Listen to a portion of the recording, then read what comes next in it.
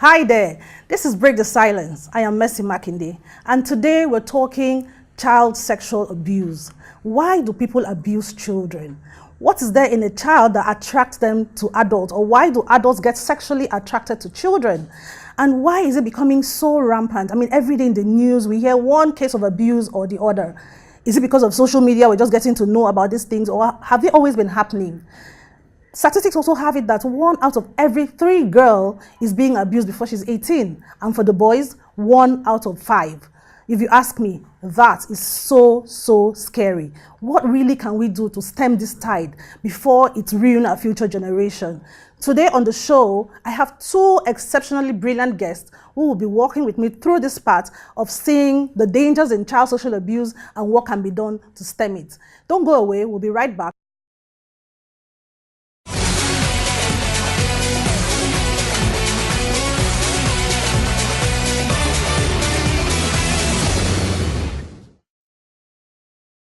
You're welcome back. It's still Break the Silence, and we're talking about child sexual abuse. With me in the studio, I have 2 wonderful people who will take us through the journey of discussing this very sensitive and emotional topic. To my right is Mr. Adedeji Badmus. You're welcome to the show. Thank you so much. And my second guest is Mrs. Bolaji Badamosi. You're welcome to the show. So let's start. In a layman's language, so leave out your industry, grammar, and let's talk to Nigerians out there. In a layman's language, what would you say is child sexual abuse? I hope you don't mind, Mr. Badmus. We can do ladies first. It's fine. Okay, it's so okay. Miss VJ, tell us. Okay, in a layman's language, yes, it's actually child sexual abuse is a reconditioning of the mind, and it's more or less like a child molestation, where you take it from the physical angle, molesting a child from the physical angle, molesting a child through whatever you show them that is against what a child should see, and it's basically when you have your mind set up on what the child is against, what is against the child's values and all the things a child stands for. Wow. So in a simple English, I mean, that's... So you're taking it from the angle of the abuser right now? Yes. That's where your definition is coming from? Yes. Okay, Mr. Badmus, so tell us. Yes. In simple English, what is child sexual abuse? I actually like the way she started. When you talk about child sexual abuse, you're talking about the involvement of a child in sexual activities. That's right. That, one, there are 4 major things that you need to look out for when you're talking about child sexual abuse. One, that child is not developmentally prepared for. 2, that child is not is unable to give an informed consent. Consent. Yes, consent is very key. Yes. And 3 is the fact that violates the laws or the social norm of that society. So when those things happen, and the last one is when that child is forced into doing it. So when those things are present, then you say that child has been abused. So by it, you mean sexual activity. Exactly. Okay, so now, at what age are children most vulnerable to abuse? So is it when they are older, when they are teenagers, they have some body features? Or is it when they are much younger? So at what point do you think they're most vulnerable? Yes, to take it from where she stopped. Okay. One of the things that is also responsible for why we are having it, that is, we see it as very rampant now. Yeah. Is also because of the fact that a lot of persons can come out now to talk about it. Absolutely. Before now, when people are abused, when children are abused, and you go to anybody to talk about it, they just shut you down. And when they do that, it does not give that person the confidence to go out and talk about it. Or even the next person. Or even the next person, that, okay, if this is how I'm going to be treated. Yeah. Because back then, they see it as the fault of the child. Or in most cases, because the parent or the mom that the child would even go to has also been abused in the past. Yeah. That would make her to shut her own daughter or son down. So that's the thing. So that's one of the, some of the reasons why we're having it rampant now. Now, back to your question of how do we go about it? You see, the first thing is, like she said, education. Education is key. Education is very key. Another thing that you could also do is to ensure that the parents, they are involved in the life of the children. Okay. So parents out there, it is very, very, very important for you to be involved in the life of your children. It goes beyond when you just provide for them. Being in their life, being there, and not just seeing it as, okay, I give you this. This is all I can provide. Yeah. It goes beyond that. So that's Okay, so even when it happens in homes where they have both parents, would we say that there are certain variables that contributed to it happening? For example, can we say, oh, it's the way the child dresses when she's showing her body? Can we blame the child and say, yeah, or it is you, why you waiting you they find there? What did you go to do there? Why were you there? Yeah. Are those cogent reasons why a child should be abused in the first place? Because number one, you can't blame a child when an abuse happens. You just have to look at other factors. Okay. If, like, I would say that mentioning just single parent and, and I like the fact that you asked in other cases where the parents are together. This abuse happened anywhere, happen in school buses, happen anywhere. But one thing is that they make sure they get to a point where the child is comfortable. So why he said maybe home, most of the time could be, when you're comfortable in a particular area, you're able to entice the child. You're able to entice the child to do, something that he or she will feel is okay. But when you have your mother and your child in the house and you're being abused, the child might be suffering from low self-esteem. You might have, I have a case where this child actually came from, I won't mention the name, but from a wealthy home. And she's on the big side. And most of the time, the mom is always telling her, you're too fat, you're too this, And the cook, they have the cook in the house, the male cook. And whenever the mom leaves for work, you'll be like, oh, do you want chocolate? Do you want this? Do you want that?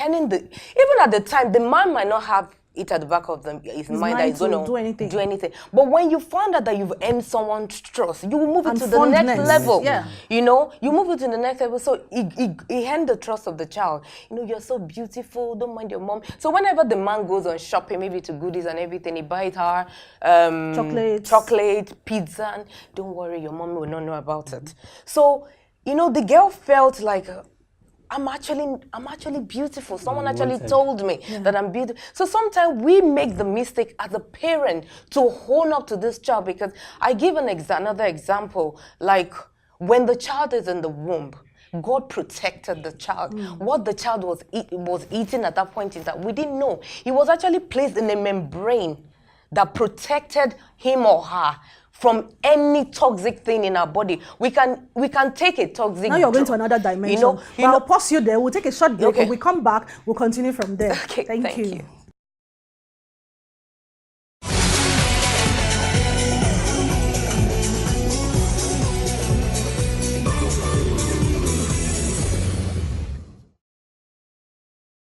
You're welcome back. It's still Break the Silence, and we're talking child sexual abuse. So, Mr. Badmus, would you say child sexual abuse is a criminal or civil offense? Even from the definition by World Health Organization in 1999, it is actually both. Wow, both? It is both. Okay. Because it is a criminal offense. Okay. And that's why when I explained earlier, one of the things that I mentioned was the fact that the person must have done it, it must have violated the laws of that particular society. Yes. That's why it is a criminal offense.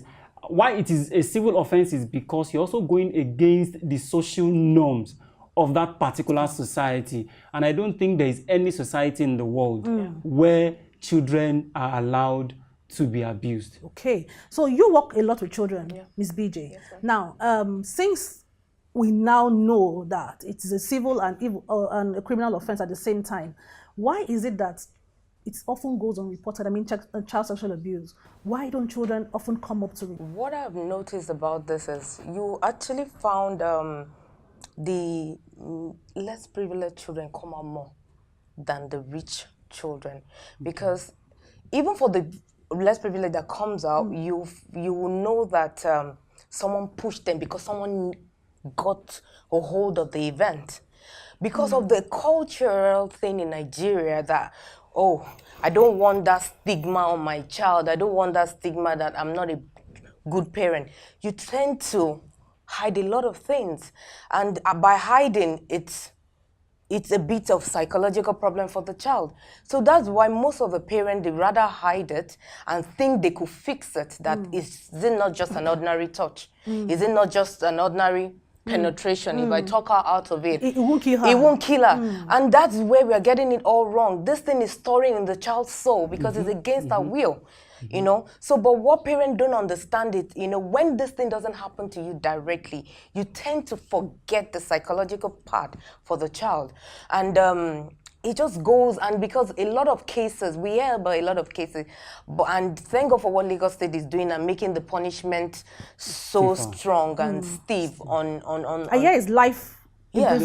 Yes. Yeah, it's a life sentence, right? So, but what about states that we don't have? Ogun State right there, most of the cases in Ogun State, some have to come to Lagos to get the stiffer punishment. Wow. So Ogun State doesn't have that base, or your state close to Lagos State doesn't have that platform. So, you know, but it's still cultural. It's still what we tend to do. You rather support that adult than support the child and thinking that the child is still small. What does she know? Doesn't know what she's What saying. does she understand? But the first thing you can do to the child is believe in that person first, even whenever they come. So when they found out you don't believe in them, they rather just hold on. And we keep forgetting that abuse comes in two different parts.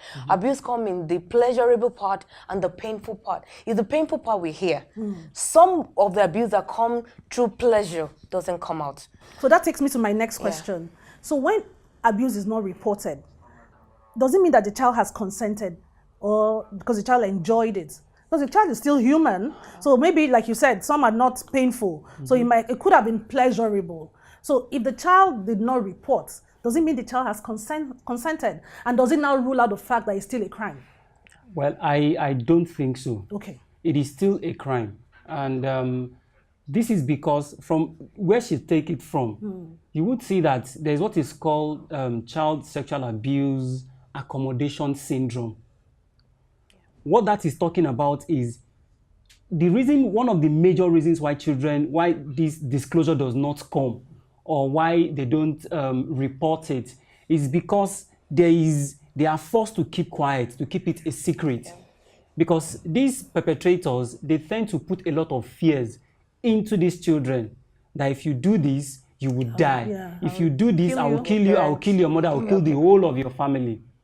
So that threat makes the children to be so fearful. When they are fearful, they ended up to also become helpless. So when they are helpless, they find it difficult to go and tell anybody. If they now even summon the courage to go and talk about it, and they are shut down, because most time parents may not believe them, the next thing that happens is you now see that child, that's when it now become pleasurable for that child. But because it is pleasurable for that child does not mean it is still not a crime, because the child does not consent to that. It only happened by manipulation. Okay, so let's look at actions or inactions that can constitute abuse. Because I've had cases where I've spoken to parents, like, oh, I didn't know this means abuse. Oh, I didn't know this is sexual abuse. Oh, are you really serious? This is sexual abuse? So there are certain things people don't know. For a typical Nigerian, they just believe sexual abuse is when the penetration has happened. Yes. What are the things that constitute abuse, even when penetration did not take place? When you show a child your naked part, your sexual part is an abuse. So let me pause you there. Yes. So I'm a mother and I have a daughter, and I take a shower with my daughter, and my daughter is seeing my private parts. Have I abused her? It is an abuse. When it comes to mom and, if it was the other... Even my boys, I'm typically a mother of 4 boys. Yes, it's not right. It is not right. Yes. So parents at home, you can hear her. You can hear the experts, not just her, and Mr. Badmos. You don't show your children your naked body. It is a form of child sexual abuse. Okay, now go ahead. So what, another, when you show a child pornography, when you let a child touch you, even with consent or without consent, because most of the time, you already hand the child trust, so you tell the child, touch me here. The child feel like, oh, okay, that's it. There's nothing wrong. She touches or he touches, and other. So it's not just you touching the child. If the child touches you, Yes. It is so also an it abuse. is It's also also an an abuse. In fact, Okay. the area that she's even taking it is even to the extreme. Okay. There are Subtle ways. ones. Yeah. And I'll give you an example. There are Please things do. that you see on social media, social media today, that you see a mother or a father kissing his own daughter On the lip. not even apart from on the lip, that the tongue is even going into the daughter's mouth. That is also an abuse, because when you're teaching that child is another adult can also Kiss do her that, like that. then it means nothing. You see, also like she said, pornography does not necessarily mean when the entire body is exposed. I've seen a video on social media before where an adult, it claimed to be dancing with a boy, and you're dancing the way you would dance with an adult. A sexualized dance. A sexualized dancing, it is also So a when form we teach of our abuse. children how to twerk, that's sexual abuse. For me, some people feel it's okay to teach the child twerking, but for me, it's a kind of arousal. It can arouse sexual pleasure for another adult. Okay. So it's safer. It's safer. It's safer not It just makes so much sense to protect your child from anything. Teach first That and will make her look and- like a sex object. yes. So it doesn't make sense for you to make the child look like a sexual object, like you mentioned, to an adult. But even right now, we're not even child sexual abuse is not even happening with child and adult anymore. We have Even with with children. children themselves, Yes. because they don't know better. If they were being taught these things beforehand, because child sexual education should start from 18 months. 12 months. And by the time they know what they know from that little age, there's something that is avoidable. But when you tell a child to twerk, what exactly is that twerking doing for the child? Ask yourself that question. If you know you don't have a cogent reason for doing that, then why do it? So there are a lot of things, because some adults have been abused. I have a 40-something-year-old woman that was abused. So, and she didn't say anything until right now that, this present age. She was abused as a child? As a child. Okay. And the mom is dead now. So that happens, it happened that the mom didn't know about this abuse before she died. Why put our children when we can save them by teaching them the few things, the basic body safety measure they can know? It doesn't cost us anything. We're all open to internet. If you have any issue, internet, Google is your best friend. Google what your problem is. Google your solution. If you can't go and meet somebody, not until when it happened. Unfortunately, when this happened, you don't get to help the child. It's maybe when the child is grown, you see that some of them are perverts. Yeah. You see that some of them they have problem with their relationship because there's no intimacy, because when they were younger, somebody broke the trust. So it's just so simple. If you have a teenage child and you think, even you don't have to even think far, maybe the child has been abused, teach them, let them understand. We are living in a sexualized world. We're watching Big Brother. Even though Big Brother producer have claimed that they've told you to peg your the age on your phone, but we're seeing live sexual activity on TV, And children on are YouTube, watching. on everything. So why do we have to keep that memory in their head and they long for it? They will long for it because you didn't tell them otherwise. So it makes sense for us to take a child from the base. And if you know you're a parent, you can't take care of your child, please let somebody do it for you. Give them to They can pay somebody to do it for them. yes, let them teach. If you can't teach a child body safety precautions Because they are shy or embarrassed. because you don't know how to to go about call it. somebody, tell somebody to do it for you.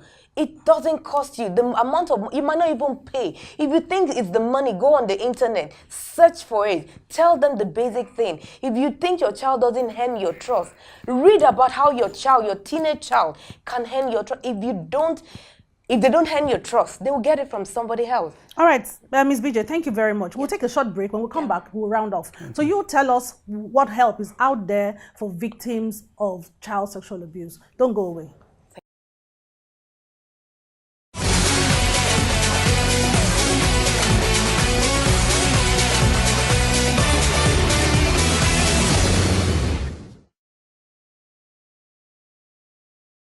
You're welcome back. It's still Break the Silence, and my guests, we're just rounding off now. And just one last question, please, and this is very important. What help is there for anybody going through sexual abuse right now? And even if it happened in the past, what do you advise that they do? What help is out there for them? Mr. Badmus? Okay. When she was talking at the initial stage, she mentioned what Lagos State is doing. Yes. Lagos State is doing a whole lot on violence and sexual related offenses against children. So I think if you go to, I even have something in my bag that I will share with you later. Okay. That would give them the numbers that they can call and where they can go to and all that. They could also go to any hospital in Lagos. Once they get there, particularly the one that is... That's the public hospitals, yes, not private. Not private hospitals anyways. For public hospitals, once they go there, I'm sure they'll be able to talk to somebody that will refer them to the appropriate quarters that they can get help from. Okay, all right, Ms. BJ? So what I would advise is, first and foremost, love the child endlessly. Whether you're a guardian, you're the parent, you're the sister, wherever the love comes, let it be a genuine love. That's one thing they always appreciate, and we make them stay focused. And secondly, for people that doesn't want to go to Lagos State, there are other private foundations. Sisi Yara is there in Bagada and Warif. What about people outside Lagos State? What help is there for them? Because, I mean, this kind of show will be watched nationwide. What we forget to understand that to have a complete child, the family is involved, the community is involved. Yeah. Fortunately, Lagos State as a community, is doing something. Yeah. So what we can take out there is for whatever body is in other states to work together for. Them. And I love what... a Touch Me Not campaign is doing, because not a whole lot of people are doing such, and it wears the spirit to hear that this thing are going on and you're still, So they should, if you really need help, search. Okay. Get a therapist. It's very important. When it's getting to the emotional part that you're emotionally shattered, please get a therapist. Get someone to help you walk the journey. It's very important because your soul, your mind is affected. It's a broken child and they need to be fixed. So whatever they do, they should not keep quiet. We are so used to this, though I don't want the stigma on myself or my child. But who are you helping? Yourself or the child? Your child is your legacy. Help them. And all right, Ms. BJ, thank you so much. So on a final note, what's your last word to our audience watching right now? Your last word, your call to action. Final word. When you have a hint of an abuse happen anywhere, please, whether you're the observer, don't keep quiet. Bring this case out. Even if you want to make it discreet, there are ways we deal with discreetly. We should be able to come out and say this, and so that they can get help. Parents can get help on how they can do things in a better manner, and it will not happen to the next siblings or someone. That's so true. So, Mr. Badmus, can you give us a final word? Yes, finally is it is better to prevent. And in prevention, the best way to do it comes from the parent. Good. So parents must get involved in the life of their children. And I normally tell everybody that I meet one way to do it. It's difficult doing it directly, but if you go about it indirectly with play, children will tell you things. Mm-hmm. And one of the ways to do that is families must have period where they all do things together. Family time. Maybe dinner. And by that, parents will do it consciously by talking about how their day went. You're not telling the child to tell you anything, but when naturally you talk about, okay, I had this in the office, before the mom start talking, the next thing is the child will always be like, Mommy, this thing happening in the school. And there you'll be able to nip it at the bud. I would like to add something quickly, because for cases where we don't have the parent involved, when sometimes the abuser are the people that that they're living with, maybe the older person. If you want to leave that environment where you know you're being abused, give Mrs. Mercy a call. Then they will get to the right people that will take you out of that toxic environment and put you in the right place.